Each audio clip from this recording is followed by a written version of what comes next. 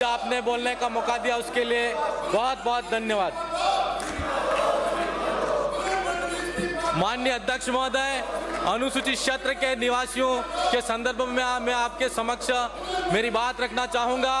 अनुसूचित क्षेत्र के अंदर आज संविधान के अंदर विशेष प्रावधान रखे गए हैं, लेकिन आज भी वहाँ के निवासी उस प्रावधानों के अनुसार वहाँ पर सरकारें काम नहीं कर रही हैं। अनुसूचित क्षेत्र इलाके के अंदर 5वीं अनुसूची धरातल पर लागू होनी चाहिए, लेकिन वहाँ पर 5वीं अनुसूची धरातल पर लागू नहीं है। माननीय अध्यक्ष महोदय, वहाँ अनुसूचित इलाके के अंदर जिस तरीके से 2013 और 2016 की जो अधिसूचना जारी हुई वह वहाँ के युवा बेरोजगार के लिए एक काला कानून साबित हुई है। मैं माननीय अध्यक्ष महोदय से चाहूँगा कि वो सुप्रीम कोर्ट ने और हाई कोर्ट के निर्णय के अनुसार वो अधिसूचना रद्द मानी गई थी, लेकिन आज भी सरकार उस क्षेत्र के निवासियों की मूल भावना के अनुरूप आरक्षण लागू नहीं है।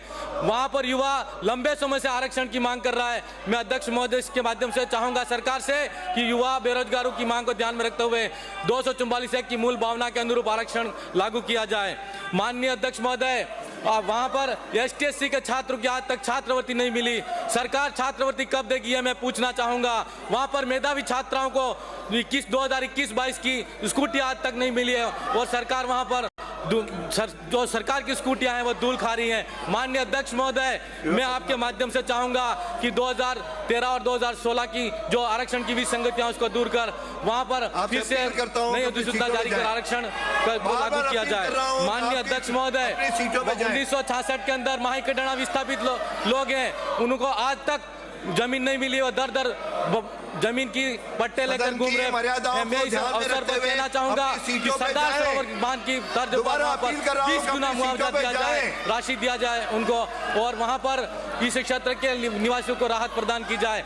आज तक आदिवासियों को विस्थापन करने का काम सरकारें करती रही। केला मेला के अंदर खनन खदानों के नाम से नीलामी की ओर सरकार कार्य कर रही है। ठीक उसी तरह NPCL के विस्थापन का भी सामना करना पड़ा वहाँ के क्षेत्र के निवासियों को, और अभी सरकार ने 50 लाख हजार करोड़ के प्रोजेक्ट से कुसुम्बरिया बावसी कुशलगढ़ के निवासियों को भी अभी विस्थापन की ओर धकेलने का काम कर रही है। मैं सरकार से चाहूँगा कि उस क्षेत्र के निवासियों को राहत प्रदान की जाए, और सरकार का हिस्सा हम भी हैं। इस अवसर पर मैं चाहूँगा कि सरकार आदिवासी इलाके के लिए विशेष प्रावधान कर आदिवासी इलाके को राहत प्रदान करने का काम करे। आपने मुझे बोलने का मौका दिया उसके लिए बहुत बहुत धन्यवाद। जोहार। जय भील प्रदेश, जय आदिवासी। श्री घनश्याम, श्री संजय कुमार, श्री संजय कुमार, श्री फूल सिंह मीणा।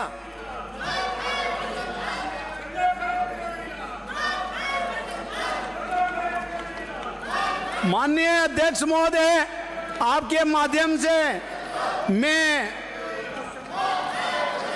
PhD मंत्री महोदय से आग्रह करता हूं कि पूर्व सरकार में हमारे ग्रामीण विधानसभा के अंदर जो जल जीवन मिशन के अंदर जो घोटाले हुए वो आज वास्तव में हमारी जनता को पानी नहीं मिला। माननीय अध्यक्ष महोदय, आपके माध्यम से PhD मंत्री महोदय से ये कहना चाहता हूँ कि 1 साल पहले जो टेंडर हुआ था उसका अभी तक काम चालू नहीं हुआ है, और जनता उस दिन की इंतजार कर रहे हैं कि केंद्र सरकार का और राज्य सरकार के द्वारा घर घर नल देने का जो हमारी सरकार ने वादा किया वो नहीं मिल रहा है।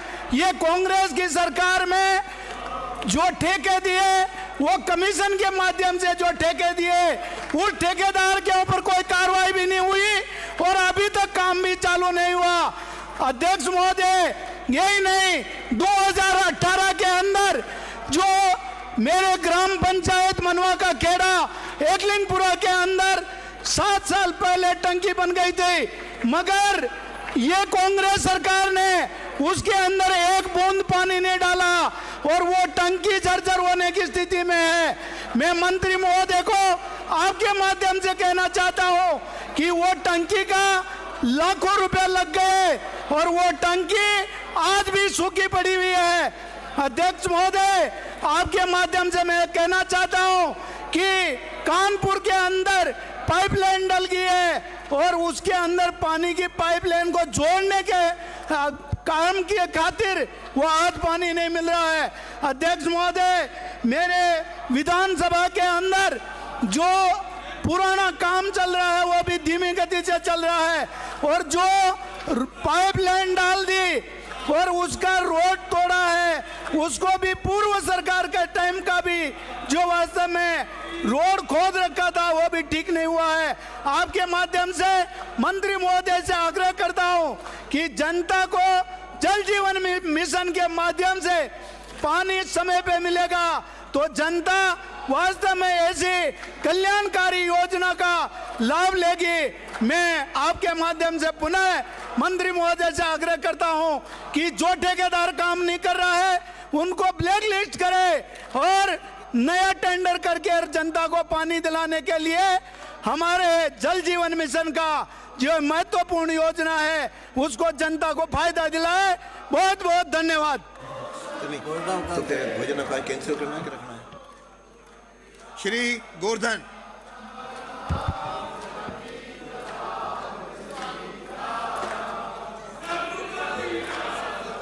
माननीय अध्यक्ष महोदय, आपने पर्ची के माध्यम से मुझे बोलने का मौका दिया, इसके लिए धन्यवाद। माननीय अध्यक्ष महोदय, मेरा निवेदन है कि सीकर नगर परिषद का जो दूषित पानी है, जो गंदा पानी है,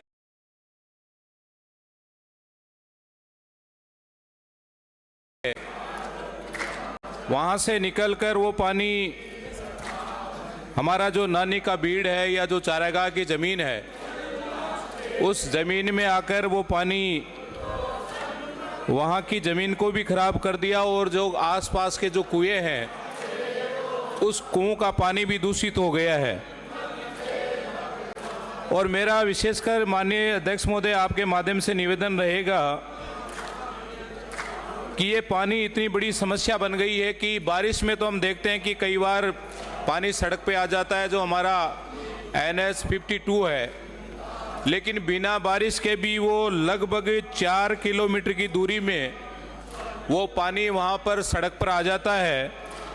और उस सड़क पर आने के बाद में वहाँ के जो आसपास के गांव हैं, चाहे हमारा चैलासी हो, चाहे ढाका की डाणी हो, चाहे पूरा की डाणी हो, चाहे कुमावतों की डाणी हो, और वहाँ से निकलकर लगभग बढ़ाडर तक वो पानी वहाँ तक पहुँच जाता है।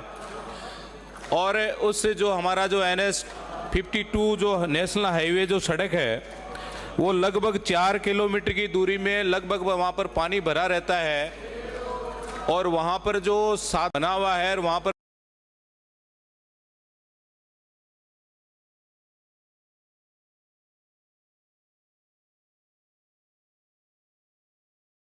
आए दिन कोई न कोई ऐसी घटना घटित होती रहती है। इसलिए मेरा सरकार से ये आग्रह रहेगा, क्योंकि ये जो विषय है बहुत गंभीर विषय है, और एक नहर की स्थिति वहाँ पर जो बाईपास में बनी हुई होती है, उस पानी के समाधान के लिए उस पानी को लगभग 35 से 40 किलोमीटर दूर ले जाकर उस पानी को कहीं ट्रीट करके या उसको साफ करके, और उस पानी को यदि हम किसानों को जहाँ पर पानी नहीं है वहाँ पर, जैसे मान लो कि हमारे पास में लगभग एक 1500-1600 बीघा का एक जाचास में जगह है और एक हमारे मुकपेवा मुकुंदपुरा में जगह है, उस जगह में ले जाकर उस पानी को वहाँ पर डाला जाए तो किसानों की समस्या का समाधान भी हो सकता है और पानी का जो जल स्तर है वो भी ऊपर आ सकता है, और इस पानी की समस्या से समाधान भी हमें मिल जाए, ऐसा मेरा आपके माध्यम से आग्रह रहेगा। मैं मंत्री महोदय को भी धन्यवाद देना चाहूँगा कि हमारे वन मंत्री जी हो, चाहे हमारे स्वायत्त शासन मंत्री झाबर सिंह जी हो, इसके बारे में विशेषकर चिंता भी कर रहे हैं। लेकिन मैं सोचता हूं कि मेरा ये आग्रह है कि इस समस्या का समाधान अति शीघ्र हो, जिससे समस्या से हमें निजात मिल सके। धन्यवाद।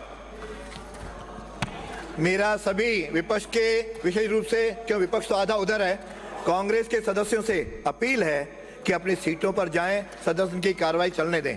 रघुपति राघव राजा राम के आप गीतकार हैं, रघुपति राघव मर्यादा पुरुषोत्तम थे। मर्यादाओं का भी पालन आप सबको करना चाहिए। मर्यादा यही कहती हैं आप अपनी सीटों पर आप चले जाएं। यदि आप नहीं जा रहे हैं तो मुझे इच्छा थी कि आपके सारे प्रश्नों के उत्तर आए, इसलिए उत्तर पढ़ा हुआ मान लिया जाए, लेकिन लगता है कि आपका प्रश्न काल में कोई रुचि नहीं है, अतः आगे से मंत्री भी अपने प्रश्नों के उत्तर पढ़ पाएंगे, ये मैं व्यवस्था देता हूं। बहुत सदन की कार्रवाई 1 बजे तक स्थगित की जाती है।